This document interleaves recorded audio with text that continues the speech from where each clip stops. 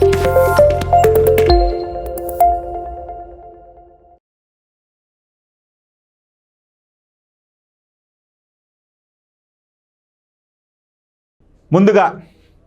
మన uptake jobs వీక్షకులందరికీ శ్రీ విశ్వావసునామ సంవత్సర ఉగాది శుభాకాంక్షలు తెలుపుతూ ఈ సంవత్సరం మీరు అనుకున్నటువంటి కార్యాలన్నీ కూడా నెరవేరాలని, మన అప్టేక్ జాబ్స్ చూసిన వారికి చూడని వారికి కూడా మీ అనుకున్న ఉద్యోగాలు లభించాలని, అదేవిధంగా రాష్ట్ర ప్రభుత్వాలు అటు ఆంధ్రప్రదేశ్లోనూ ఇటు తెలంగాణలోనూ అనేక ఉద్యోగాలు ఇవ్వడానికి ఇప్పటికే సన్నద్ధం అవుతూ ఉన్నాయి. మరి ఈ సంవత్సరంలోనే ఆ నోటిఫికేషన్లు వచ్చి మీరందరూ కూడా అనుకున్న విధంగా మీ లక్ష్యాలను సాధించాలని, మీ కుటుంబాలన్నీ కూడా ఆనందమయంగా ఉండాలని ఆకాంక్షిస్తూ మరొకసారి మన అప్టేక్ జాబ్స్ తరపున శ్రీ విశ్వావసునామ సంవత్సర ఉగాది శుభాకాంక్షలు మరొకసారి తెలుపుకుంటూ మనం ఈరోజు కరెంట్ అఫైర్స్ని చూద్దాం. First question, which Indian women are among the top 10 richest people in the world according to the Hurun Global Rich List 2025. According to Hurun Global Rich List 2025, which Indian women are the toppest in this following list? చూడండి, హ్యూరన్ global rich list 2025 ప్రకారం ప్రపంచ కుబేరుల జాబితాలో top 10లో నిలిచిన భారతీయ మహిళ ఎవరు? అంటే మహిళల్లో top 10లో ఉన్నటువంటి మన భారతీయ మహిళ ఎవరు అంటున్నారు. ఎవరి లిస్ట్ అండి? హురున్ గ్లోబల్ రిచ్ లిస్ట్ 2025 ప్రకారం. First one Kiran Mazumdar Shaw, second one Roshni Nadar, third one Leena Tiwari, fourth one Radha Vembu. వీళ్ళందరూ కూడా వివిధ కంపెనీల్లో వివిధ హోదాలలో పనిచేస్తున్నటువంటి మన భారతీయ మహిళలు. అయితే ఇక్కడ మన ప్రశ్న ఏమడిగాడండి, ఈ హురున్ గ్లోబల్ రిచ్ లిస్ట్ 2025 ప్రకారం ప్రపంచంలో ఉన్నటువంటి కుబేరుల్లో ఉమెన్స్లో టాప్ 5లో నిలిచినటువంటి వారెవరు, మన దేశానికి చెందినటువంటి వారు అని అడుగుతున్నాడు. ముందుగా అసలు వీళ్ళెవరో చూద్దాం. ముందుగా కిరణ్ మజుందార్ షా ఎవరండి? కిరణ్ మజుందార్ షా అనే ఈమె బయోకాన్ లిమిటెడ్ ఎగ్జిక్యూటివ్, బయోకాన్ లిమిటెడ్కి సంబంధించినటువంటి ఎగ్జిక్యూటివ్ పర్సన్. సో కాబట్టి ఈమె మన ఇండియాకి చెందింది. మరి ఎవరయ్యా ఈ కిరణ్ మజుందార్ షా అంటే బయోకాన్ లిమిటెడ్కి సంబంధించినటువంటి మహిళ. ఇక రోషిని నాడార్, ఈమె ఎవరండి? రోషిని నాడార్ వచ్చేసి హెచ్సిఎల్ సంస్థకు సంబంధించినటువంటి ఆమె. ఇక లీనా తివారీ, ఈమె ఎవరండి? ఈమె ఔషధ జీవ సాంకేతిక విజ్ఞాన సంస్థకి, ఎస్యువి అంటాం కదా, సో ఔషధ జీవ సాంకేతిక విజ్ఞాన సంస్థకి చెందినటువంటి ఆమె. ఇక రాధా వెంబు, ఈ రాధా వెంబు వచ్చేసి సాఫ్ట్వేర్ సంస్థ జోహో సంస్థకు చెందినటువంటి సహ వ్యవస్థాపకురాలు, అదేవిధంగా ఈ జోహో కంపెనీకి సంబంధించి సిఇఓ. సో ఈమె కూడా మన భారత సంతతికి చెందిన ఆమె. సో కాబట్టి ఈ నలుగురు కూడా వివిధ హోదాలలో వివిధ సంస్థల్లో పనిచేస్తున్నటువంటి వారు. అయితే ప్రపంచ కుబేరుల జాబితాలో టాప్ 10లో నిలిచినటువంటి భారతీయ మహిళ వీళ్ళలో ఎవరయ్యా అంటే మనకి రోషిని నాడార్. హెచ్సిఎల్ సంస్థకు చెందినటువంటి రోషిని నాడార్ ఈమె మొదటి స్థానంలో, అంటే మన భారతదేశానికి సంబంధించిన మహిళల్లో మొదటి స్థానంలో నిలిచడం జరిగింది. సో కాబట్టి రైట్ ఆప్షన్ రోషిని నాడార్. చూడండి, ప్రపంచ కుబేరుల జాబితా, హురున్ విడుదల చేసిన ప్రపంచ కుబేరుల జాబితా గ్లోబల్ రిచ్ లిస్ట్ 2025 2025 జనవరి 15తో ముగిసిన ఏడాదికి కాలానికి ఈ జాబితాను రూపొందించినట్లు ఈ యొక్క సంస్థ చెప్పింది. ఎవరండి? హురున్ గ్లోబల్ సంస్థ. సో ఈ లిస్టును తయారు చేయడం జరిగింది. మరి కనీసం $1 బిలియన్, అంటే సుమారు 8,500 కోట్ల సంపద ఉన్నటువంటి వారికి ఈ జాబితాలో చోటు లభించడం అనేది జరిగింది.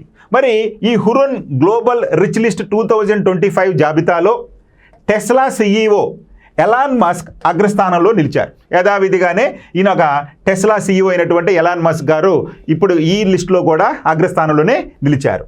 మరి ఆయన సంపద ఎంత అంటే 80, అంటే గత సంవత్సరంతో పోల్చుకున్నప్పుడు 82% పెరిగి $420 బిలియన్ చేరింది. సో ప్రపంచ కుబేరుల్లో మొదటి స్థానంలో ఉన్నటువంటి ఈ యొక్క టెస్లా సంస్థ CEO అయినటువంటి ఎలాన్ మస్క్ అగ్రస్థానంలో నిలటమే కాకుండా ఆయన సంపద గత సంవత్సరంతో పోల్చుకుంటే 82% పెరిగి $420 బిలియన్ చేరింది. సో దీంతో ఆయన ఈ జాబితాలో మొదటి స్థానంలో ఉన్నాడు.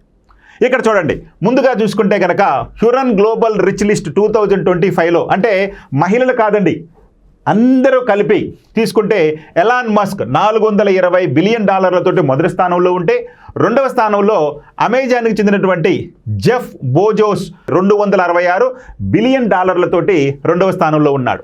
ఇక మూడవ స్థానంలో తీసుకుంటే మెటా ఫేస్బుక్ సంబంధించి మార్క్ జుగెన్బర్గ్ మనకి $242 బిలియన్ తోటి మూడవ స్థానంలో ఉన్నాడు. ఇక నాలుగవ స్థానంలో తీసుకుంటే ఒరాకిల్కి సంబంధించినటువంటి లారీ ఎలిసన్, ఈయన సంపద తీసుకుంటే కనుక $203 బిలియన్. ఇక ఐదవ స్థానంలో తీసుకుంటే కనుక వారెన్ బఫెట్, ఈయన సంపద తీసుకుంటే $167 బిలియన్ ఉంది. సో ఈ విధంగా ప్రపంచ కుబేరుల్లో ఎలాన్ మస్క్ $420 బిలియన్ తోటి మొదటి స్థానంలో ఉంటే, ఆ తర్వాత జుకర్బర్గ్, అదేవిధంగా ఎలిసన్, ఇక వారెన్ బఫెట్లు తర్వాత స్థానాల్లో నిలవడం జరిగింది.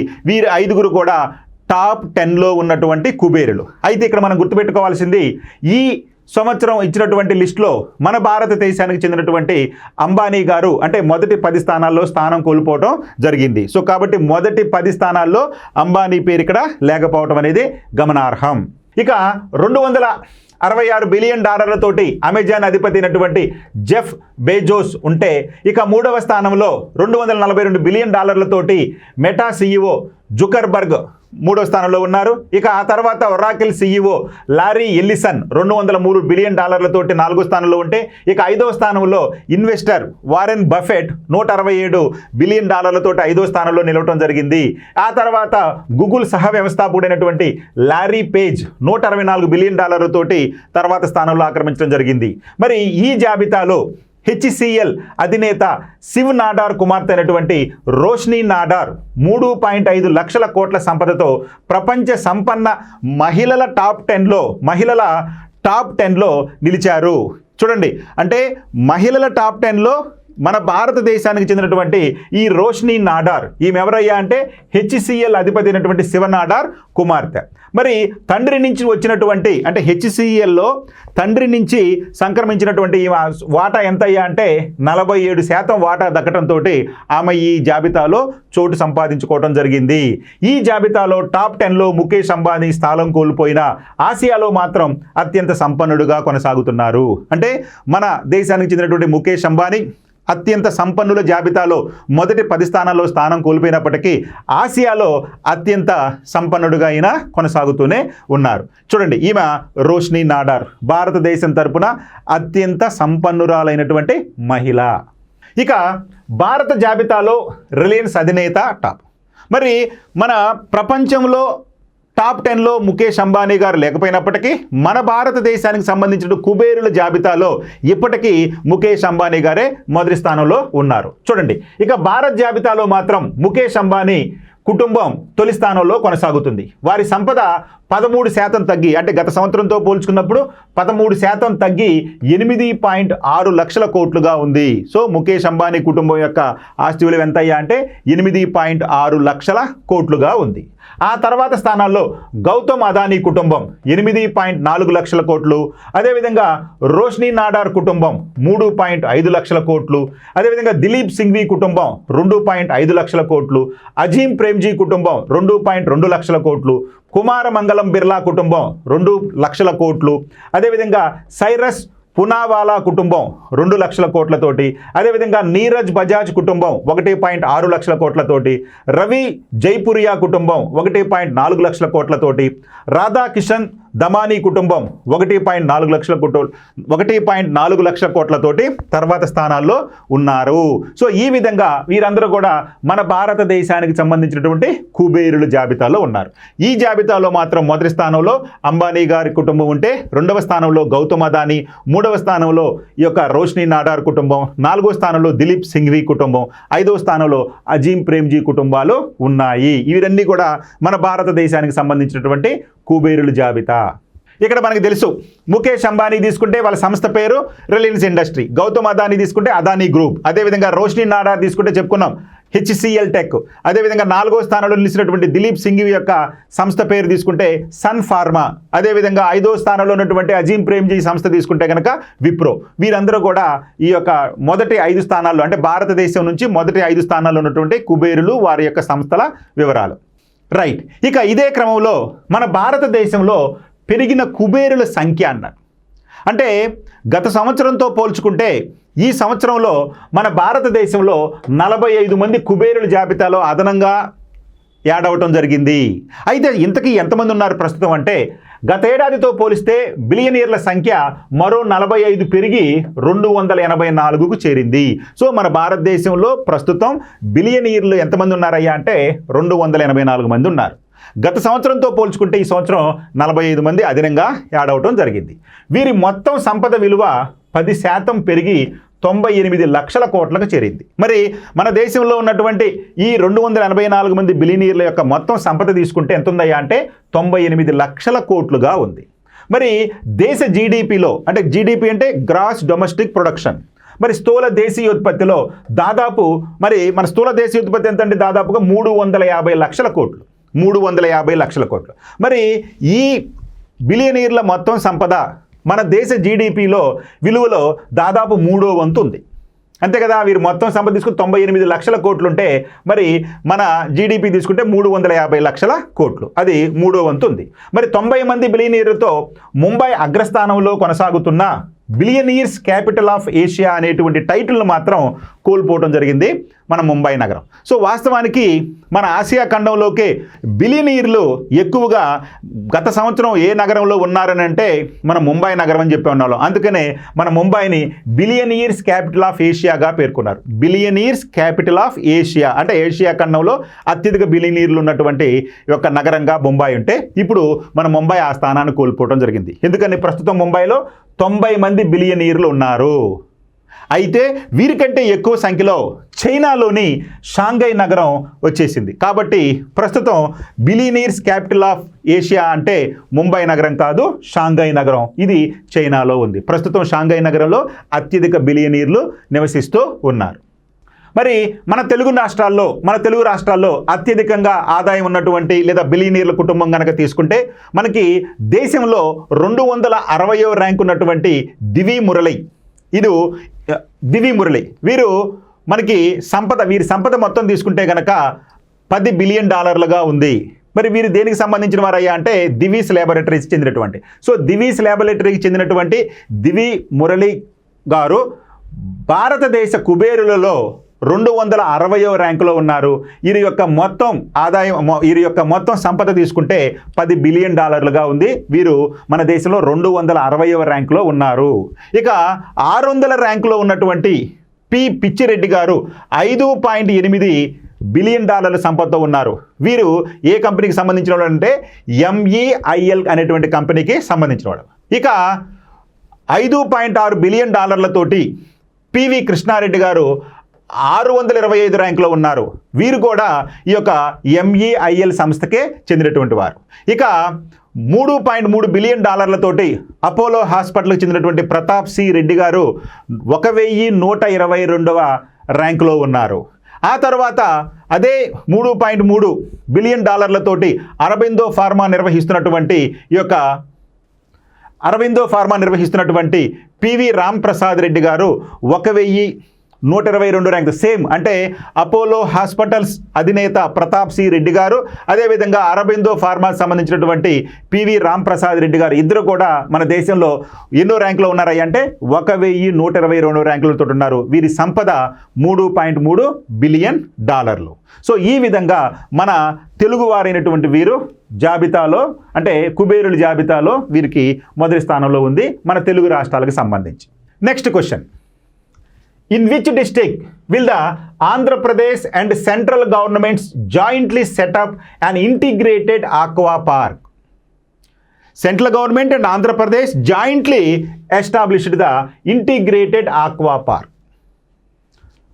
Andhra Pradesh కేంద్ర ప్రభుత్వాలు సంయుక్తంగా ఏ జిల్లాలో ఇంటిగ్రేటెడ్ ఆక్వా పార్కును ఏర్పాటు చేయనున్నాయి? ఇంటిగ్రేటెడ్ ఆక్వా పార్క్ని ఏర్పాటు చేయనున్నాయి. అటు ఆంధ్రప్రదేశ్ ప్రభుత్వం, ఇటు కేంద్ర ప్రభుత్వం రెండు కలిపి ఆంధ్రప్రదేశ్లో ఒక ప్రాంతంలో ఇంటిగ్రేటెడ్ ఆక్వా పార్క్ని ఏర్పాటు చేస్తున్నారు. అది ఎక్కడ? Guntur, Bapatla, east Godavari and Anakapalli. మరి ఏ ప్రాంతంలో ఏర్పాటు చేస్తున్నారంటే ఏ జిల్లాలో అంటే మనకి బాపట్ల జిల్లాలో. సో బాపట్ల జిల్లాకు సముద్ర సరిహద్దు ఉన్నటువంటి ఈ బాపట్ల జిల్లాలో అటు కేంద్ర రాష్ట్ర ప్రభుత్వాల యొక్క సహకారంతో ఒక ఇంటిగ్రేటెడ్ ఆక్వా పార్క్ను ఏర్పాటు చేస్తున్నారు. కాబట్టి రైట్ ఆప్షన్ ఇది ఒక బాపట్ల. ఇదేంటో వివరాలు చూద్దాం. బాపట్లలో ఆక్వా పార్క్ బాపట్ల జిల్లా నిజాంపట్నం మండలంలోని పరిసవారిపాలెం దాన్ని దిండి అని కూడా అంటారు. దిండికి సమీపంలో పరిసవారిపాలెం వద్ద 88.08 కోట్లతోటి ఇంటిగ్రేటెడ్ ఆక్వా పార్కును ఏర్పాటు చేయనున్నట్లు అంటే కేంద్ర రాష్ట్ర ప్రభుత్వాల సహకారంతో ఏర్పాటు చేయడానికి మంజూరు అనేది జరిగింది. దీని కొరకు ప్రధానమంత్రి Matsya Sampada Yojana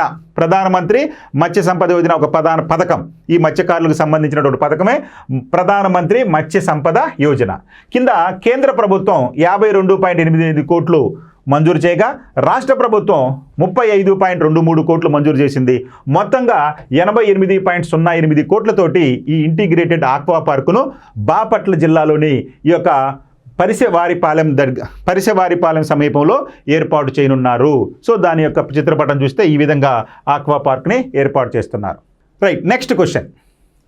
Which organization has stated that India is ranked 5th among the countries with the largest economy? Very, very important. In the world, India became the 5th largest economy. Who said this? ప్రపంచంలో అతిపెద్ద ఆర్థిక వ్యవస్థ కలిగిన దేశాలలో భారతదేశం 5వ స్థానంలో ఉన్నట్లు ఏ సంస్థ తెలిపింది? Which of the following organization said India has the 5th largest economy in the world? Who told? World Bank, Asian Development Bank, United Nations, International Monetary Fund, IMF. మరి వీరిలో ఏ సంస్థ భారతదేశం ప్రపంచంలో 5వ అతిపెద్ద ఆర్థిక వ్యవస్థగా పేర్కొంది? మరి మనకి తెలుసు ప్రపంచంలో అతిపెద్ద ఆర్థిక వ్యవస్థలో మొదటి స్థానంలో USA ఉంటే, 2వ స్థానంలో చైనా ఉంటే, మరి 3వ స్థానంలో జర్మనీ ఉంటే, 4వ స్థానంలో జపాన్ ఉంది, 5వ స్థానంలో మన ఇండియా ఉంది. మరి మొదటి 4 స్థానాలు మనకు తెలుసు USA, చైనా, జర్మనీ, జపాన్. 5వ స్థానంలో భారతదేశం. ఎవరు చెప్పారు భారతదేశం 5వ స్థానంలో ఉంది అని అంటే మనకి IMF, international monetary fund. So international monetary fund చెప్పింది భారతదేశం ప్రపంచంలో 5వ అతిపెద్ద ఆర్థిక వ్యవస్థ అని. అతిపెద్ద ఆర్థిక వ్యవస్థ కలిగిన దేశాలు: స్థూల దేశీయోత్పత్తి గ్రాస్ డొమెస్టిక్ ప్రొడక్షన్ GDP ప్రకారం భారత్ ప్రపంచంలోనే 5వ అతిపెద్ద ఆర్థిక వ్యవస్థగా ఉన్నట్లు అంతర్జాతీయ ద్రవ్యనిధి ఇంటర్నేషనల్ మానిటరీ ఫండ్ ఇటీవల పేర్కొనడం జరిగింది.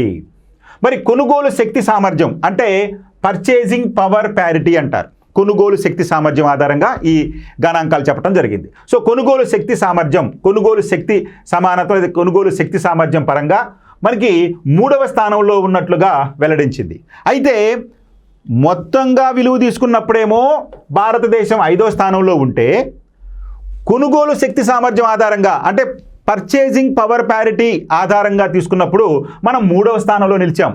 అంటే పర్చేజింగ్ పవర్ ప్యారిటీలో భాగంగా తీసుకున్నప్పుడు అమెరికా, చైనాల తర్వాత మనం 3వ స్థానంలో ఉన్నాం. కానీ మొత్తం విలువగా తీసుకున్నప్పుడు అమెరికా, చైనా, జర్మనీ, జపాన్ల తర్వాత 5వ స్థానంలో ఉన్నాం. మరి 2015లో $2.1 ట్రిలియన్ ఉన్న మన GDP 2025 నాటికి $4.27 ట్రిలియన్ చేరింది.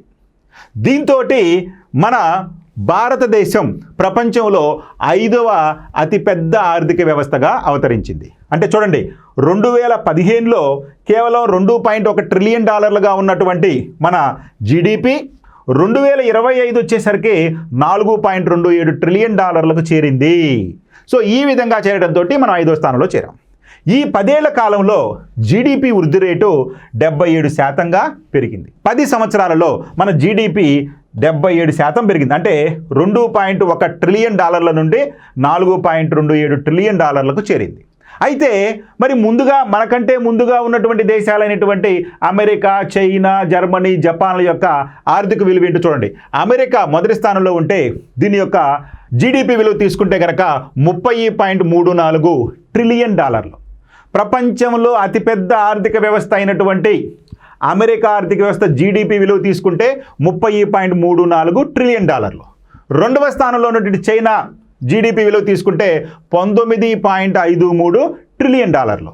ఇక మూడవ స్థానంలో ఉన్నటువంటి జర్మనీ తీసుకుంటే 4.92 ట్రిలియన్ డాలర్లు.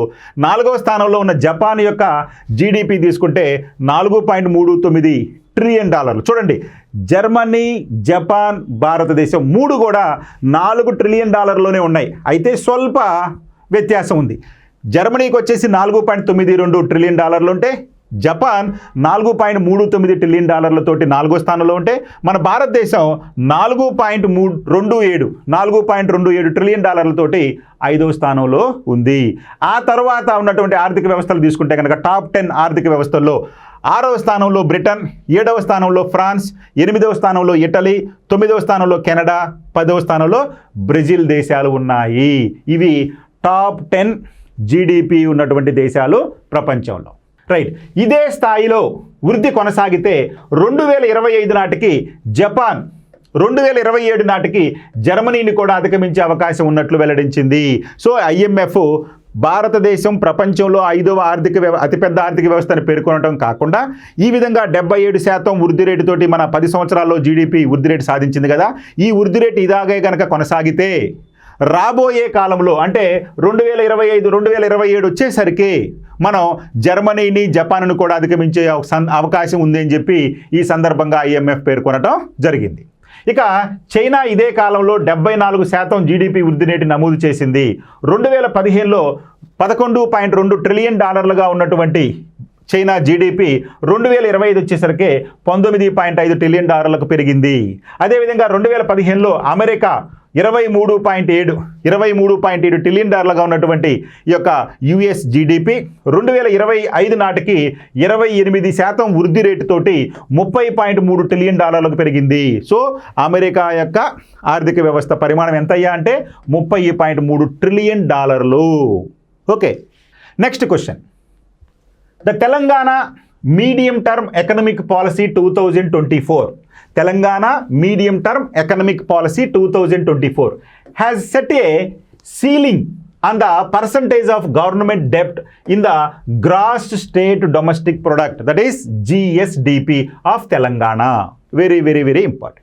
తెలంగాణ రాష్ట్ర స్థూల జాతీయోత్పత్తి, దీన్నే GSDP, gross state domestic production అంటాం. ప్రభుత్వ అప్పుల విలువ ఎంత శాతానికి మించొద్దని తెలంగాణ మధ్యకాలిక ఆర్థిక విధానం 2024 సీలింగ్ పెట్టింది. అంటే ఈ యొక్క రాష్ట్ర జీడిపిలో ఎంత శాతం మేర అప్పులు చేయొచ్చు, అంతకు మించి అప్పులు చేయడానికి వీలు లేదు, సీలింగ్ విధించడం జరిగింది అని తెలంగాణ మధ్యకాలిక ఆర్థిక విధానం 2024 పేర్కొంది. ఎంత శాతం సీలింగ్ విధించింది అంటే రాష్ట్ర స్థూల దేశీయోత్పత్తిలో రాష్ట్ర ప్రభుత్వం చేసే అప్పులు ఎంతకు మించకూడదని సీలింగ్ పెట్టడం జరిగింది. ఎవరండి? తెలంగాణ మధ్యకాలిక ఆర్థిక విధానం 2024. 33.10%, 34.50%, 23.50%, 26.30%. ఎంత పర్సెంట్కి మించకూడదు ఈ అప్పులు అనేవి అని చెప్పి పేర్కొంటే మనకి 33.10% అంతకన్నా కూడా అప్పులు చేయడానికి వీల్లేదు అని సీలింగ్ విధించింది. ఎవరండి? మధ్యకాలిక ఆర్థిక విధానం 2024. Okay, right option is 33.10%. తెలంగాణపై కాగ్ నివేదిక. కాగ్ అంటే ఏంటండి? Controller and auditor general. CAG నివేదిక తెలంగాణ రాష్ట్ర బడ్జెట్లో చూపకుండా ప్రభుత్వం పూచీకత్తుతో బడ్జెట్ బయట తీసుకుంటున్న రుణాలతో ఆర్థిక పరిస్థితిపై ప్రభావం పడుతోందని కంట్రోలర్ అండ్ ఆడిటర్ జనరల్ స్పష్టం చేసింది. చూడండి, తెలంగాణ రాష్ట్ర బడ్జెట్లో చూపకుండా ప్రభుత్వ పూచీకత్తుతో బడ్జెట్ బయట తీసుకుంటున్నటువంటి రుణాలతోటి ఆర్థిక పరిస్థితి పై ప్రభావం పడుతోందని చెప్పి కంట్రోలర్ అండ్ ఆడిటర్ జనరల్ స్పష్టం చేసింది. ప్రభుత్వ పూచీకత్తుతోటి ప్రభుత్వ రంగ సంస్థలు తీసుకుంటున్న రుణాలను బడ్జెట్లో చూపటం లేదని 2024-25 బడ్జెట్ పత్రాల ప్రకారం అవి 2,20,606.56 కోట్లుగా ఉన్నట్లు వెల్లడించింది. అంటే ఈ యొక్క ప్రభుత్వ పూచీకత్తుతోటి ప్రభుత్వ రంగ సంస్థలు తీసుకున్నటువంటి రుణాలను బడ్జెట్లో చూపలేదని, అలాంటివి 2024-25 బడ్జెట్ల ప్రకారం 2,26,606.56 కోట్లుగా ఉన్నట్లు ఈ కాగు నివేదిక పేర్కొనడం జరిగింది. చాలా ఇంపార్టెంట్, గుర్తుపెట్టుకోవాలి. ఈ గణాంకాల్లోనే మనకి కొన్ని ప్రభుత్వ రంగ సంస్థలు తీసుకున్నటువంటి అప్పులు ఇవ్వడం జరిగింది. చూడండి, ఈ ప్రాజెక్ట్ లేదా పథకం కాళేశ్వరం కార్పొరేషన్ కింద, అంటే కాళేశ్వరం పథకం, కాళేశ్వరం ఇరిగేషన్ ప్రాజెక్ట్ ఉంది కదండి, ఆ కాళేశ్వరం కార్పొరేషన్ కింద పూచీకత్తుగా, కాళేశ్వరం కార్పొరేషన్ పూచీకత్తుగా 74,105.03 కోట్లు తీసుకోవడం జరిగింది. ఎప్పటికండి? 2024 మార్చి 31 వరకు తీసుకుంది.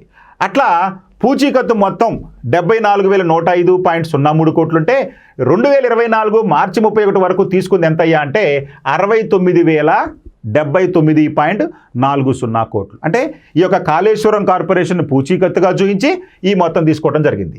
ఇక నీటి వనరుల అభివృద్ధి సంస్థ పూచీకత్తు ఇచ్చినటువంటి మొత్తం తీసుకుంటే కనుక 14,526.71 ఉంటే తీసుకున్నది ఇప్పటి వరకు 24 మార్చి 31 వరకు తీసుకుంది 13,460.93 కోట్లు. ఇక తాగునీటి సరఫరా సంస్థ కింద తీసుకుంటే కనుక 21,643.60 ఉంటే ఇక 24 మార్చి వరకు తీసుకుంది ఇప్పుడు ఎంత అయ్యా అంటే 19,294.22 కోట్లు. ఈ విధంగా గృహ నిర్మాణ సంస్థ, గృహ నిర్మాణ మండలి, రహదారుల అభివృద్ధి సంస్థ, హైదరాబాద్ జలమండలి, విద్యుత్ ఆర్థిక సంస్థ, రాష్ట్ర అర్బన్ ఆర్థిక మౌలిక సదుపాయాల సంస్థ, ఇవన్నీ కూడా ప్రభుత్వ రంగ సంస్థలు.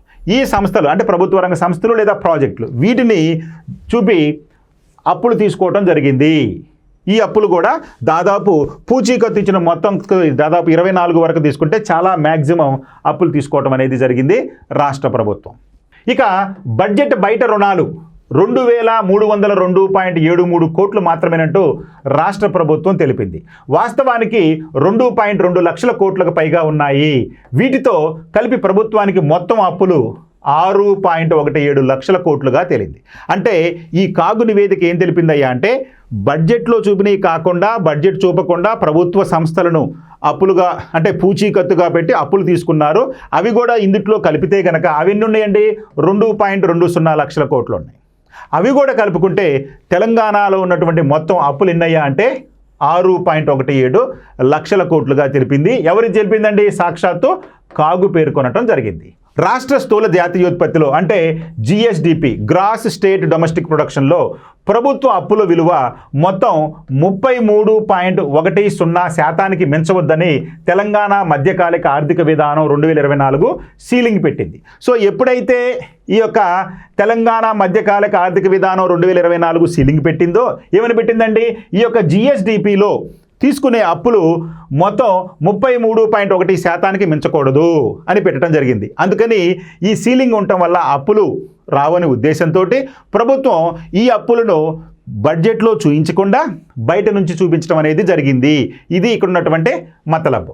ఇక ప్రభుత్వ రంగ సంస్థలు తీసుకున్న బడ్జెట్ వెలుపలి రుణాలను కలిపి చూస్తే 2024 మార్చి ఆఖరు నాటికే జిఎస్డిపిలో అప్పుల విలువ 34.47%గా తేలినట్లు కాగు వివరించింది. వాస్తవానికి ఎంత ఉండాలని? 33.10% ఉండాల్సింది. ఈ యొక్క బడ్జెట్ బయట తీసుకున్నటువంటి అప్పులు కూడా కలుపుకుంటే 6.17 లక్షలు అవుతుంది. ఇది మొత్తం జిఎస్డిపిలో 34.47%. అంటే 34.47% అంటే 33.1% కంటే ఎక్కువగా ఉంటాయి. అంటే తీసుకోకూడదు. మరి సీలింగ్ పెట్టుకున్నారు కదా, అందుకని ప్రభుత్వం ఈ రకంగా చూపించి ఉండవచ్చు. ఇక 2023-24 ఆర్థిక సంవత్సరం ఆఖరి నాటికి బడ్జెట్ వెలుపలు తీసుకున్నటువంటి 1.20 లక్షల కోట్లను చూపకుండా మొత్తం అప్పులు 2023-24 జిఎస్డిపిలో 26.41% ఉన్నట్లు మనకి ప్రభుత్వం తెలిపింది. ఇక 2022-23 మార్చి ఆఖరి వరకున్న బడ్జెట్ బయట రుణాలు మొత్తానికి 2023-24 సంవత్సరం ఆరంభంలో చూపిన రుణాల మొత్తానికి మధ్య వ్యత్యాసం ఉందని, దీనికి కారణాన్ని రాష్ట్ర ప్రభుత్వం చెప్పలేదని కాగ్ స్పష్టం చేసింది. ఇక ప్రభుత్వం నేరుగా తీసుకునేటువంటి రుణాలను బడ్జెట్లో ఎట్లా చూపుతుంది? 2023-24లో ఇలా నేరుగా 49,618 కోట్లు ప్రభుత్వం తీసుకుందని కాగు తెలిపింది. సో ఈ విధంగా ప్రభుత్వం ఏటా తీసుకున్నటువంటి అప్పులను చెబుతుందని, అయితే 23-24లో ఇలా నేరుగా 49,618 కోట్లు ప్రభుత్వం తీసుకుందని కాగు తెలిపింది. అంటే గత ప్రభుత్వం చేసినటువంటి అప్పులు, అదేవిధంగా ఈ ప్రభుత్వం చేసినటువంటి అప్పులు, అంటే ఈ విధంగా ఈ ప్రభుత్వం వచ్చిన తర్వాత 23-24లో నేరుగా 49,618 కోట్లు అప్పు చేసిందని, గత ప్రభుత్వం ఇక చెప్పుకున్నాం కదా 2.20 లక్షల కోట్లు అప్పు ఉందని, అది ఆ ప్రభుత్వంలో తీసుకున్నారని చెప్పి ఈ విధంగా మొత్తంగా కాగ్ అనేది గత ప్రభుత్వం చేసినటువంటి అప్పులు, ఈ ప్రభుత్వం చేసినటువంటి అప్పులను కూడా ఇక్కడ తన నివేదికలో వెలువరించడం అనేది జరిగింది. చూడండి, వీటిని 7% నుంచి 7.75% వరకు వడ్డీతో 2030 నుంచి 2050 మధ్య సంవత్సరాల్లో తిరిగి చెల్లిస్తామనే ఒప్పందంతో సేకరించింది. అంటే ఈ ప్రస్తుత ప్రభుత్వం 7 నుంచి 7.75% వడ్డీతోటి 2030 నుంచి 2050 మధ్య కాలంలో తిరిగి చెల్లిస్తామని ఆ అప్పు చేయడం అనేది జరిగింది. గతంలో తీసుకున్న వాటిపై వడ్డీ చెల్లింపుల భారం కూడా అధికంగా ఉంటుంది రాష్ట్ర ప్రభుత్వానికి. ఉదాహరణకు పాత అప్పులపై వడ్డీలకు 2023-24 రాష్ట్ర ప్రభుత్వం 2024-25 బడ్జెట్లో రాష్ట్ర ప్రభుత్వం 24,341.43 కోట్లు చెల్లించినట్లు కంట్రోల్ అండ్ ఆడిటర్ జనరల్ ఈ నివేదికలో వివరించడం జరిగింది. చూడండి, అంటే గత ప్రభుత్వం చేసినటువంటి అప్పులను ప్రస్తుత ప్రభుత్వం ఎంత చెల్లించిందండి? 2023-24లో 24,341.43 కోట్లు చెల్లించినట్లుగా కంట్రోల్ అండ్ ఆడిటర్ జనరల్ చెప్పింది. ఏంటండి ఇది? అప్పులపై చెల్లించేటువంటి వడ్డీలు. సో ప్రభుత్వం చేసినటువంటి అప్పులపై చెల్లించేటువంటి వడ్డీ 2023-24లో ఎంత అయ్యా అంటే 24,341.43 కోట్లు చెల్లించిందని ఈ సందర్భంగా కాగు పేర్కొనటం జరిగింది. Right, next question. How many billion dollars did the country's foreign exchange, it is also called forex, reserves reach for the week ending March 21, 2025? Very, very important. దేశంలో 2025 మార్చి 21తో ముగిసిన వారానికి విదేశీ మారపు నిల్వలు, దాన్నే ఫారెక్స్ నిల్వలు అని కూడా అంటారు, విదేశీ మారక నిల్వలు ఎన్ని బిలియన్ డాలర్లకు చేరాయి? అంటే ఒక దేశం యొక్క ఎగుమతి దిగుమతి విలువలను బట్టి ఈ యొక్క ఫారెక్స్ నిల్వలు అనేవి ఉంటాయి. అంటే సాధారణంగా ఏ దేశంలో అయితే ఎగుమతులు ఎక్కువగా ఉండి దిగుమతులు తక్కువగా ఉంటాయో ఆ దేశాలలో ఈ విదేశీ మారక నిల్వలు అనేవి ఎక్కువగా ఉంటాయి. ఈ విదేశీ మారక నిల్వలను బట్టే ఒక దేశం యొక్క ఆర్థిక సామర్థ్యాన్ని కూడా ఆర్థికవేత్తలు పేర్కొంటూ ఉంటారు. అయితే 2025 మార్చి 21తో ముగిసిన వారాంతానికి మన భారతదేశంలో ఈ ఫారెక్స్ నిల్వలు లేదా విదేశీ మారక నిల్వలు ఎన్ని ఉన్నాయి అని అడుగుతున్నాడు. First one $500.8 billion, $558.8 billion, $600.8 billion, $658.8 billion. మరి ఎంత మొత్తంలో మనకి విదేశీ మారక నిల్వలు ఉన్నాయ్యా 2025 మార్చి 21తో ముగిసిన వారాంతానికి అంటే $658.8 బిలియన్ ఉన్నాయి. అంటే దాదాపుగా ఇది ఎంతతో సమానం అండి? సుమారు 56.6 లక్షల కోట్లు ఉన్నాయి. సో మన భారతదేశం వద్ద విదేశీ మారక నిల్వలు ఎంత ఉన్నాయా అంటే 56.6 లక్షల కోట్లు ఉన్నాయి. అంటే అది ఎంతతో సమానం? $658.8 బిలియన్ ఈజ్ ఈక్వల్ టు 56.6 లక్షల కోట్లు. So right option is $658.8 billion. చూడండి, పెరిగిన ఫారెక్స్ నిల్వలు, మన దేశంలో పెరిగిన ఫారెక్స్ నిల్వలు, విదేశీ మారకపు నిల్వలు ఫారెక్స్ నిల్వలు మార్చి 21తో ముగిసిన వారానికి $4.52 బిలియన్ పెరిగి $658.8 బిలియన్ చేరాయి. $658.8 బిలియన్. ఇది ఎంతతో సమానం అయ్యా అంటే దాదాపు 56.65 లక్షల కోట్లతోటి సమానం. 56.65 లక్షల కోట్లతోటి సమానం. చేరాయని రిజర్వ్ బ్యాంక్ ఆఫ్ ఇండియా ఎవరు పేర్కొన్నారండి? మన ఆర్బీఐ పేర్కొంది. సో ప్రస్తుతం మన భారతదేశంలో ఉన్నటువంటి ఫారెక్స్ నిల్వలు ఎంత అయ్యా అంటే $658.8 బిలియన్. ఇది ఎంతతో సమానం అయ్యా అంటే 56.65 లక్షల కోట్లతో సమానం. ఎవరు చెప్పారు? ఆర్బీఐ చెప్పింది.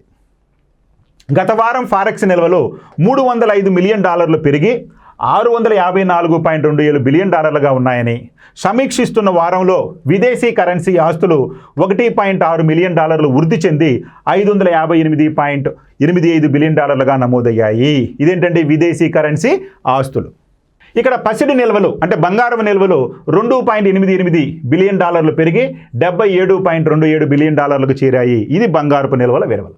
ఇక దేశ ప్రత్యేక ఉపసంహరణ హక్కులు అంటే ఎస్డిఆర్స్ అంటారు, స్పెషల్ డ్రాయింగ్ రైట్స్ అంటాం, దాన్నే ప్రత్యేక ఉపసంహరణ హక్కులు $22 మిలియన్ తగ్గి $18.24 బిలియన్ చేరగా ఐఎంఎఫ్ వద్ద దేశ నిల్వల స్థానం $2 మిలియన్ పెరిగి $4.42 బిలియన్ నమోదైనట్లు ఆర్బీఐ గణాంకాలు పేర్కొంది. సో ఈ ఆర్బీఐ ఏం చెప్పిందయ్యా అంటే ఈ ఆర్థిక సంవత్సరంలో మనకి విదేశీ మారక నిల్వలు పెరగటమే కాదండి, వాటితో పాటుగా పసిడి నిల్వలు ఎంతకు పెరిగినాయండి? $77.27 బిలియన్. ఇక ఎస్డిఆర్లు ఎంత తగ్గినాయండి? $18.24 బిలియన్ చేరుకుని అంటే $22 మిలియన్ తగ్గి $18.24 బిలియన్ చేరాయని చెప్పి ఎస్డిఆర్లు.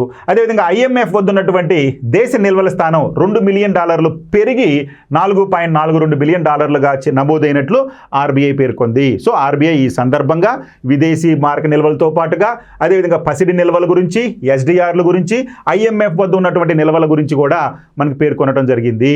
ఇది మన ఆర్థిక వ్యవస్థను చెబుతుంది, లేదా ఆర్థిక వ్యవస్థ యొక్క స్థితిని గురించి చెబుతుంది. Right, next question. The banking laws amendment bill 2024 allows how many nominees can be appointed per customer? Banking చట్టాల సవరణ బిల్లు 2024 ప్రకారం ఒక కస్టమర్కు ఎంతమంది నామినీలను నియమించడానికి అనుమతిస్తుంది? మరి ప్రస్తుతం ఏంటండి? ప్రస్తుతం ఒక కస్టమరు ఒక నామినీని నియమించుకోవచ్చు, అంతే కదా. మనకి బ్యాంకులో అకౌంట్ ఉంటే మన తరపున ఒక నామినీని మనం నియమించుకోవచ్చు. కానీ ఈ యొక్క బ్యాంకింగ్ చట్టాల సవరణ బిల్లు 2024 ప్రకారం ఆ నామినీల యొక్క సంఖ్యను పెంచడం జరిగింది. అయితే ఎంత అని అడుగుతున్నాడు. 4 మెంబర్స్, 3 మెంబర్స్, 2 మెంబర్స్, 1 మెంబర్. అరే 1 అనేది కాదు, ఎందుకంటే ప్రస్తుతం 1 మెంబర్ ఉన్నాడు కాబట్టి 1 అనేది లేదు. ఎంతమందిని పెంచుకోవచ్చు అండి ఈ చట్ట ప్రకారం అంటే 4 నామినీలను నియమించుకోవచ్చు. ఒక కస్టమరు 4 నామినీ పేర్లను ఇవ్వచ్చు. సో కాబట్టి రైట్ ఆప్షన్ 4. రైట్, చూడండి. బ్యాంకింగ్ చట్టాల సవరణ బిల్లు 2024. బ్యాంకింగ్ చట్టాల సవరణ బిల్లు 2024ను పార్లమెంట్ 2025 మార్చి 26న ఆమోదించింది. ఈ బిల్లును 2024 డిసెంబర్లో లోక్సభలో ఆమోదించగా తాజాగా రాజ్యసభలో కూడా ఆమోదం తెలపడం జరిగింది. మరి బిల్లులోని ముఖ్యాంశాలు ఏంటయ్యా అంటే బ్యాంకు ఖాతాదారులు ఒక్కో ఖాతాకు 4 వరకు నామినీలను నియమించుకునేందుకు అవకాశం కల్పించింది మొదటిది. ఇక రెండోది నగదు డిపాజిట్లు, ఫిక్స్డ్ డిపాజిట్ల సమయంలోనే నామినేషన్ వివరాలను తెలియజేయాల్సి ఉంటుంది. అయితే ఈ నామినేషన్ వివరాలను నగదు డిపాజిట్, ఫిక్స్డ్ డిపాజిట్ సమయంలోనే పేర్కొనాలి ఉంటుందని చెప్పి కూడా పేర్కొనడం జరిగింది. ఇక లాకర్ల విషయంలోనూ ఇదే నిబంధన వర్తిస్తుంది. ఇప్పటికే బీమా పాలసీలు, ఇతర ఆర్థిక సాధనాల్లో ఈ విధానం అమల్లో ఉంది.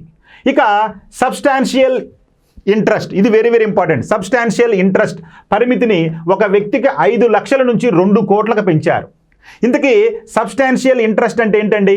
సబ్స్టాన్షియల్ ఇంట్రెస్ట్ చూడండి, 5 లక్షల పరిమితి 6 దశాబ్దాల క్రితం నుంచే నిర్ణయించారు. అయితే 6 దశాబ్దాలుగా ఉన్నటువంటి ఈ 5 లక్షలను ఇప్పుడు 2 కోట్లకు పెంచారు. అది ఒక point.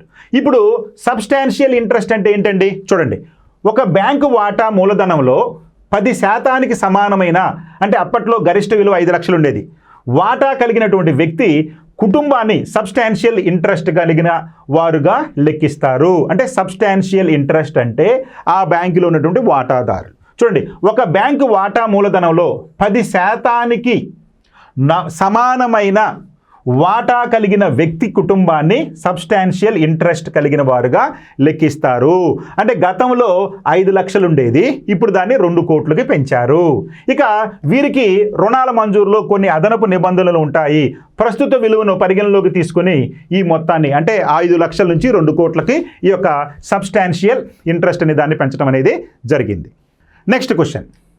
As of June 2018-19 the average income of farmers at the national level was 10,218 and what was the same in Andhra Pradesh and Telangana during the same period? ఇది చూడండి, ఇది లేటెస్ట్గా వచ్చినటువంటి గణాంకాలు. 2018-19 జూన్ నాటికి, అంటే 2018-19 ఆర్థిక సంవత్సరం జూన్ నాటికి జాతీయ స్థాయిలో రైతుల సగటు ఆదాయం 10,218గా ఉండేది. మరి అదే కాలంలో ఆంధ్రప్రదేశ్ తెలంగాణ రాష్ట్రాల్లో ఎంత ఉంది అంటున్నాడు. 2018-19 జూన్ నాటికి జాతీయ స్థాయిలో రైతుల ఆదాయం ఎంత ఉందయ్యా అంటే 10,218 ఉంది. అదే సందర్భంలో మన ఆంధ్రప్రదేశ్ తెలంగాణలో ఎంత ఉంది? First one 10,480, 9,403. అంటే ఆంధ్రప్రదేశ్లో 10,480 ఉంటే తెలంగాణలో 9,403 రూపాయలు. ఎందుకంటే ఆంధ్రప్రదేశ్ తెలంగాణ అన్నాడు కాబట్టి. ఇక రెండోది సెకండ్ వన్ 9,403 ఆంధ్రప్రదేశ్లో ఉంటే తెలంగాణలో 10,480 ఉంది. ఇక మూడోది తీసుకుంటే 10,872 ఉంటే 10,640 ఉంది. అదేవిధంగా 10,640 ఉంటే 10,872 ఉంది. సో వాస్తవానికి జాతీయ స్థాయిలో 10,218 రూపాయలు ఒక రైతు ఆదాయం ఉంటే 2018-19 జూన్ నాటికి, అదే ఆంధ్రప్రదేశ్లో 10,480 ఉందండి. 10,400 అంటే స్వల్పంగా జాతీయ సగటు కంటే ఆంధ్రప్రదేశ్లో కొంత ఎక్కువగా ఉంది, తెలంగాణలో కొంత తక్కువగా ఉంది. ఎంత ఉందండి? 9,403 రూపాయలు ఉంది. కాబట్టి ఫస్ట్ ఆప్షన్ అనేది రైట్ ఆప్షన్. అంటే జాతీయ సగటుతో పోల్చుకుంటే రైతు ఆదాయం ఆంధ్రప్రదేశ్లో కొద్ది ఎక్కువగా ఉంది, తెలంగాణలో కొంచెం తక్కువగా ఉంది.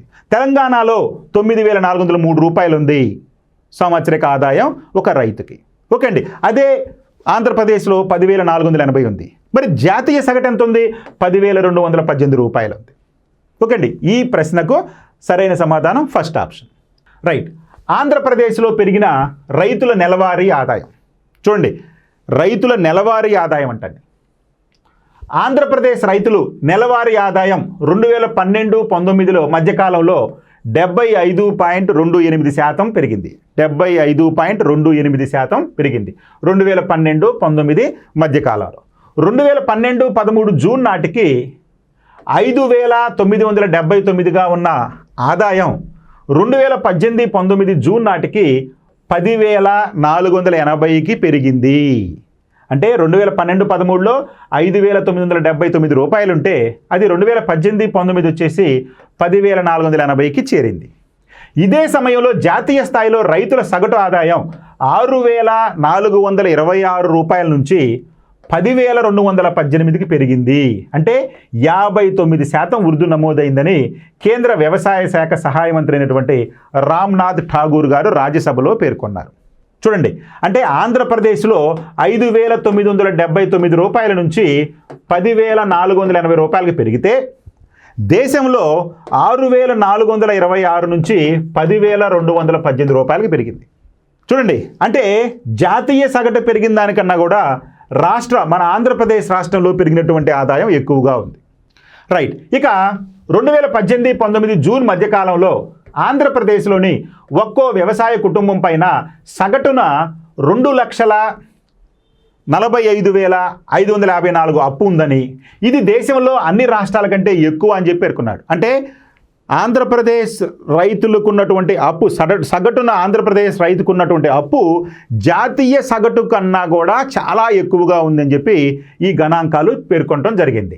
చూడండి, ఒక్కో వ్యవసాయ కుటుంబంపై సగటున 2,45,554 రూపాయలు అప్పు ఉందని చెప్పి మనకి పేర్కొనడం జరిగింది. మరి జాతీయ స్థాయి సగటు రుణభారం 74,121తో పోలిస్తే 221% అధికం. చూడండి, ఆంధ్రప్రదేశ్లో సగటున ఒక్కొక్క వ్యవసాయ కుటుంబంపై 2,45,554 రూపాయల అప్పుంటే జాతీయ స్థాయిలో మాత్రం కేవలం 74,121 రూపాయే ఉంది. ఇది జాతీయ సగటుతో పోల్చుకుంటే ఎంత శాతం అధికమయ్యా అంటే 221% అధికం. ఇక 2015-16 నాటికి వ్యవసాయ గణన ప్రకారం రాష్ట్రంలో హెక్టారు లోపు భూమి ఉన్నటువంటి రైతుల సంఖ్య 59,04,039 రూపాయలు. 39 మంది ఉన్నారండి. అంటే 1 హెక్టారు కంటే తక్కువ భూమి ఉన్నటువంటి రైతులు ఎంతమంది ఉన్నారయ్యా ఆంధ్రప్రదేశ్లో అంటే 59,04,039 మంది ఉన్నారు. మరి దేశవ్యాప్తంగా ఇలాంటి వారు ఎంతమంది ఉన్నారయ్యా అంటే 10,02,51,309 మంది ఉన్నారు. అంటే దేశంలో మొత్తం 10 కోట్ల కంటే అధికంగా వ్యవసాయ కుటుంబాలు 1 హెక్టార్ కంటే తక్కువగా వ్యవసాయ భూమి ఉంది. అదే ఆంధ్రప్రదేశ్లో ఎంతమంది ఉన్నారయ్యా అంటే 59,04,039 మంది ఉన్నారు. మరి తెలంగాణలో ఎంతమంది ఉన్నారంటే 38.4 లక్షల మంది ఉన్నారు. మన ఆంధ్రప్రదేశ్లో 59.04 లక్షల మంది ఉంటే 1 హెక్టార్ కంటే తక్కువ భూమి ఉన్నారు. తెలంగాణ రాష్ట్రంలోకి వచ్చేసరికి 38.4 లక్షల మంది ఉన్నారు. ఎవరండి వీళ్ళందరూ? 1 హెక్టార్ కంటే తక్కువ భూమి కలిగిన వారు. మరి దేశంలో ఎంతమంది ఉన్నారయ్యా అంటే 10.02 కోట్ల మంది ఉన్నారు. ఇక్కడ చూడండి, తెలంగాణ రైతుల నెలవారీ ఆదాయంలో 49% వృద్ధి. 2012-19 మధ్య కాలంలో తెలంగాణలో రైతుల నెలవారీ ఆదాయం 49% పెరిగినట్లు కేంద్ర వ్యవసాయ శాఖ సహాయ మంత్రి అయినటువంటి రామ్నాథ్ ఠాగూర్ తెలిపారు. సో కేంద్ర వ్యవసాయ శాఖ సహాయ మంత్రి అయినటువంటి రామ్నాథ్ ఠాగూర్ ఏం చెప్పారండి? తెలంగాణలో ఈ యొక్క రైతుల యొక్క సరాసరి ఆదాయం 49% పెరిగినట్లు. ఎప్పుడండి? 2012-2019 మధ్య 2012-2019 మధ్య తెలంగాణ రైతుల్లో నెలవారీ ఆదాయం 49% పెరిగినట్లు సగటున పేర్కొనడం జరిగింది. ఇక 2012-13 జూన్ నాటికి రాష్ట్ర రైతుల నెలవారీ ఆదాయం 6,311 రూపాయలు ఉంటే 2018-19 జూన్ నాటికి వచ్చేసరికి 9,403 రూపాయలు వచ్చేసింది. మరి చూడండి, 2012-13లో రాష్ట్రంలో రైతుల నెలవారీ ఆదాయం 6,311 రూపాయలు ఉంటే అది 2018-19కి వచ్చేసరికి 9,403 రూపాయలకి చేరింది. అంటే దాదాపు 48.99% పెరిగింది. ఇక 2015-16 వ్యవసాయ గణాంకాల ప్రకారం తెలంగాణలో 1 హెక్టారు లోపు భూమి ఉన్నటువంటి రైతులు ఎంత అని చెప్పుకున్నామండి? 38,40,131 మంది ఉన్నారు. సో మన రాష్ట్రంలో 1 హెక్టార్ కంటే తక్కువ భూమి ఉన్నటువంటి రైతులు ఎంతమంది ఉన్నారయ్యా అంటే 38,40,131 మంది రైతులు ఉన్నారు. Next question, the Sagaing fault extends between which tectonic plates? Very very important. Yesterday, earthquake was occurred in Myanmar. Almost 200 members above died on that incident. So, Sagaing fault ఏ భూపలకల మధ్య విస్తరించి ఉంది? మరి ఈ మయన్మార్లో జరిగినటువంటి భూకంపానికి ఈ సగాయింగ్ ఫాల్ట్ ఏ విధంగా సహకరిస్తుంది లేదా ఏ విధంగా కారణమవుతుంది? అయితే ఈ సగాయింగ్ ఫాల్ట్ అనేది ఏ పలకల మధ్య ఉంది అని చెప్పి అడుగుతున్నాడు. So the Sagaing fault extend between which tectonic plates అన్నాడు. సగాయింగ్ ఫాల్ట్ ఏ భూపలకల మధ్య విస్తరించి ఉంది? ఫస్ట్ వన్, ఇండియన్ టెక్టానిక్ పలక, బర్మా మైక్రో పలక, ఆఫ్రికన్ పలక, మయన్మార్ పలక, చైనా పలక, ఇండియన్ టెక్టానిక్ పలక, యురేషియా పలక, ఇండో ఆస్ట్రేలియా పలక. ఆల్రెడీ మనకి తెలుసు, ప్రపంచంలో ఉన్నటువంటి ఈ ఖండాలన్నీ కూడా కొన్ని పలకలుగా విభజించబడి ఉంటాయని.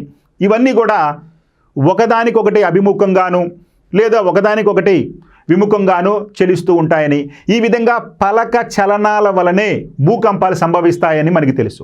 అయితే ఈ యొక్క అంటే మయన్మార్లో నిన్న జరిగినటువంటి భూకంపానికి కారణమైనటువంటి ప్రధాన పలకలు ఏంటయ్యా అంటే మనకి ఇండియన్ టెక్టానిక్ పలక మరియు బర్మా మైక్రో పలక.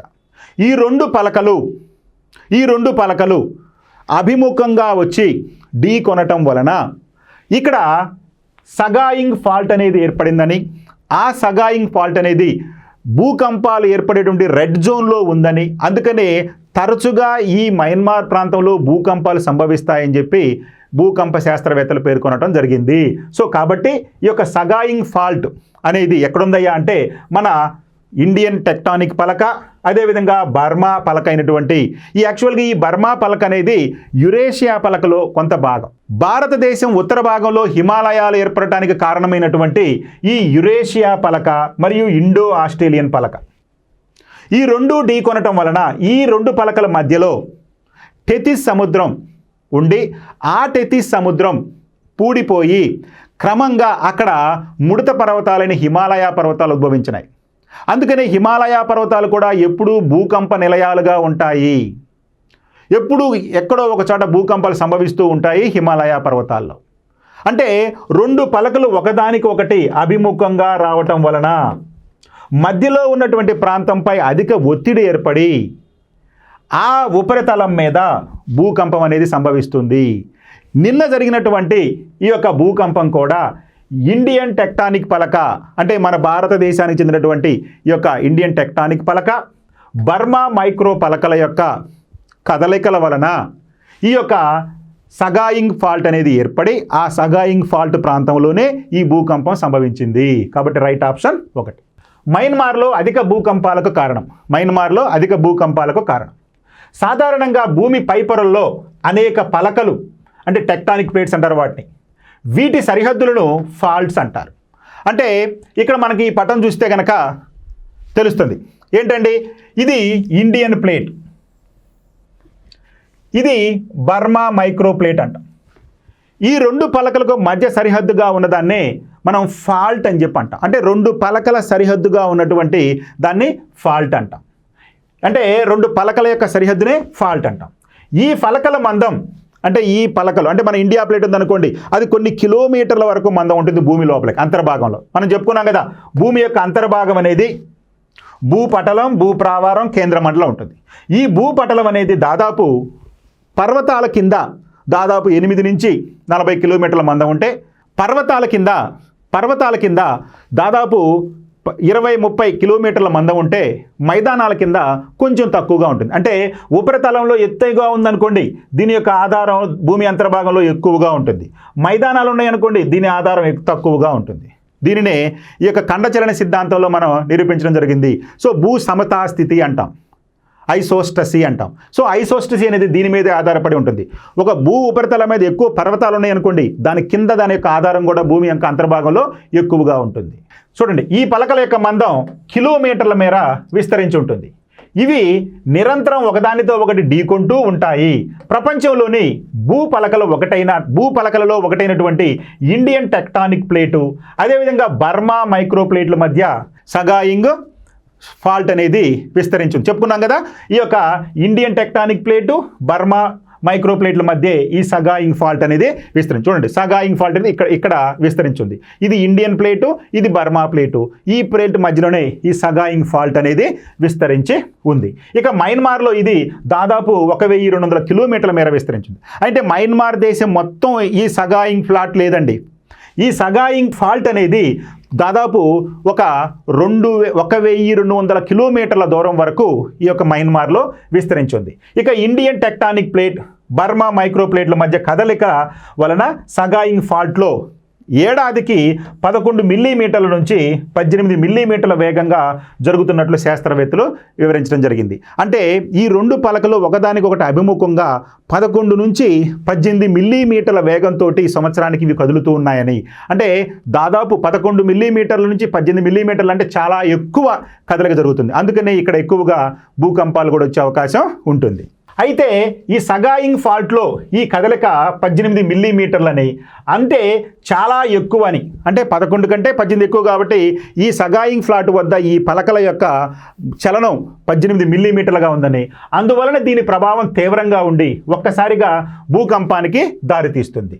ఒత్తిడి మరీ ఎక్కువగా ఉండే పగుళ్ళు కూడా ఏర్పడుతున్నాయి. సో ఈ విధంగా ఒత్తిడి ఎక్కువగా ఉన్నప్పుడు భూకంపాలు రావడంతో పాటుగా భూ ఉపరితలంపై పగుళ్ళు కూడా ఏర్పడుతూ ఉన్నాయి.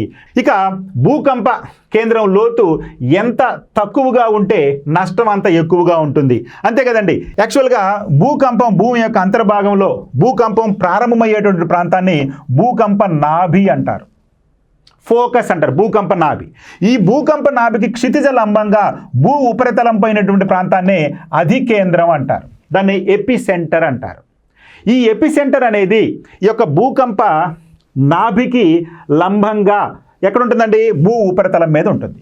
అయితే ఈ అధికేంద్రం వద్ద అధిక నష్టం జరుగుతుంది. అధిక నష్టం జరిగేటటువంటి ఈ ప్రాంతంలో కరెక్ట్గా తీవ్రత అనేది లేదా నష్టం అనేది దేని మీద ఆధారపడి ఉంటుందంటే ఈ భూకంప నాభి ఏర్పడే ప్రాంతం కొద్ది లోతుగా ఏర్పడింది అనుకోండి, అంత ఎక్కువగా తీవ్రత ఉండదు.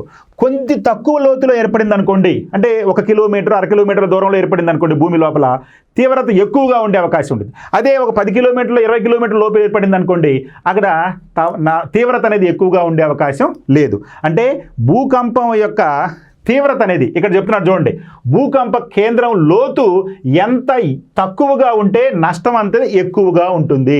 లోతు తక్కువగా ఉందనుకుంటే నష్టం ఎక్కువగా ఉంటుంది. ఇక ఇలా ఫలకలు వేగంగా ఘర్షణకు లోనవుతున్న కారణంగానే మయన్మార్ ప్రాంతంలో తరచూ భూకంపాలు చోటు చేసుకుంటూ ఉన్నాయి. సో ఈ విధంగా నిన్న జరిగిన సగాయింగ్ ప్రాంతం ఎక్కడుందండి? ఈ సగాయింగ్ ప్రాంతం తీసుకుంటూ ఇదిగోండి, ఇది ఎపి సెంటర్ అనమాట. ఇక్కడే తీవ్రత 7.7గా నమోదైంది. ఇదిగోండి సగాంగ్ ప్రాంతం, ఇది ఎపి సెంటర్. ఎక్కడ ఎపి సెంటర్ నమోదైందయ్యా నిన్న భూకంపంలో అంటే ఇదిగోండి సగాయింగ్ ప్రాంతంలో నమోదైంది. ఈ సగాయింగ్ ప్రాంతం ఏందయ్యా అంటే ఇదిగోండి, ఇది ఇండియా పలక, ఇది మయన్మార్ పలక. ఈ మధ్యలో ఉన్నటువంటిదే ఈ యొక్క సగాయింగ్ ఫ్లాట్ అని చెప్పంట. సో దీన్నే సగాయింగ్ ఫ్లాట్ అని చెప్పి కూడా అంటారు, సగాయింగ్ ఫ్లాట్. Okay right. ఇక నిన్న సంభవించినటువంటి భూకంపం అధికేంద్ర ప్రాంతం మయన్మార్లోని అత్యంత క్రియాశీలంగా ఉండేటువంటి సగాయింగ్ ఫాల్ట్కు సమీపంలోనే నమోదు. చూడగలరు ఇక్కడ చూడండి, సగాయింగ్ ఫాల్ట్కి సమీపంలోనే ఈ యొక్క భూకంప తీవ్రత అనేది భూకంప అధికేంద్రం అనేది నమోదైంది. Okay right. ఇక సగాయింగ్ ఫాల్ట్ కారణంగా మయన్మార్లో గతంలో అనేక భూకంపాలు సంభవించాయి. సో ఈ సగాయింగ్ ప్రాంతం అని సగాయింగ్ ఫాల్ట్ అనేది ఎక్కడుందయ్యా అంటే మన ఇండియన్ పలక, అదేవిధంగా మయన్మార్ పలక లేదా బర్మా పలకలు రెండింటికి మధ్యలో ఈ సగాయింగ్ ఫాల్ట్ ఉందని, ఈ సగాయింగ్ ఫాల్ట్ ప్రాంతంలోనే ఎక్కువగా భూకంపాలు సంభవిస్తున్నాయని, నిన్న కూడా ఇక్కడే సంభవించిందని మనం ఇప్పటివరకు చెప్పుకున్నాం. మరి రెడ్ జోన్లో ఉన్నటువంటి ఈ ప్రాంతంలో గత 100 ఏళ్లలో 6 తీవ్రత కంటే ఎక్కువగా 14 భూకంపాలు వచ్చినట్లు కూడా శాస్త్రవేత్తలు పేర్కొనడం జరిగింది. 1946లో 7.7 తీవ్రతతోటి ఒక భూకంపం రాగా 56లో 7.1 తీవ్రతతోటి భూకంపం సంభవించింది. అదేవిధంగా 1988లో షాన్లో మరొక భూకంపం, 2004లో కోకో ద్వీపంలో మరొక భూకంపం. ఇవన్నీ కూడా ఈ యొక్క సగాయింగ్ ఫ్లాట్ తీర ప్రాంతాల్లోనే, అంటే సగాయింగ్ ఫ్లాట్ పరిసర ప్రాంతాలలోనే ఈ భూకంపాలు ఎక్కువగా సంభవించాయి. అదేవిధంగా 2011లో టార్లేలో వచ్చినటువంటి భూకంపంలో దాదాపు 151 మంది ప్రాణాలు కోల్పోగా 2016లో 6.9 తీవ్రతతో రాగా తాజాగా నిన్న 7.7 తీవ్రతతోటి ఈ భూకంపం సంభవించింది. సో ఏమైనప్పటికీ ఈ యొక్క హిమాలయ పర్వతాలతో పాటుగా హిమాలయ పర్వతాలకి సమాంతరంగా ఉన్నటువంటి మయన్మార్, భూటాన్, అదేవిధంగా చైనా యొక్క ఆగ్నేయ ప్రాంతాలు ఇవన్నీ కూడా భూకంప తీవ్రత అధికంగా ఉన్నటువంటి లేదా రెడ్ జోన్, భూకంపానికి సంబంధించి రెడ్ జోన్లో ఉన్నటువంటి ప్రాంతాలుగా మనం వీటిని పేర్కొనవచ్చు. ఓకే అండి. ఏదైనప్పటికీ భూకంపాలు ప్రధానంగా 2 పలకల సరిహద్దుల మధ్య ఏర్పడతాయి. ఆ 2 పలకల మధ్య సరిహద్దుగా ఉన్నటువంటి దాన్నే మనం ఏమంటారయ్యా అంటే ఫాల్ట్ అని చెప్పి పిలుస్తారు. ఈ ఫాల్ట్ ఏదయ్యా అంటే సగాయింగ్ ఫాల్ట్. ఇది బర్మా ప్రాంతంలో విస్తరించి ఉంది. Thank you.